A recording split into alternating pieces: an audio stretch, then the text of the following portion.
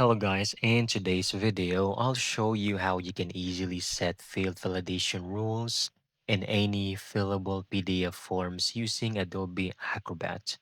Let's begin.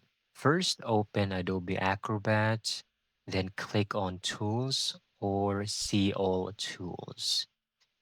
Click on Prepare a Form, and then select your PDF file, and then Create Form.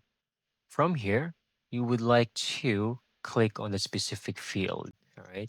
So, for example, I'm going to right click on properties just to make sure we are selecting the appropriate fields. And from here, you would like to go to the format tab, set this to number, decimal places. I'm going to set this to 0, then separator style, that's fine.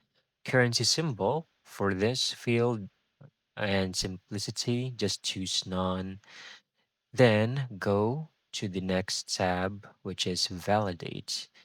Click on field value is in range. So for example, I'm just going to put 18 and then 100. All right. And then click close. You can now click on preview and see what happens. For example, if I'm going to enter a number 10, hit enter, I will get the error. However, if I'm going to type in the number 20, no problems at all. Then you can now exit preview and modify the rest of the text fields. That's it. That's how you can easily get this done.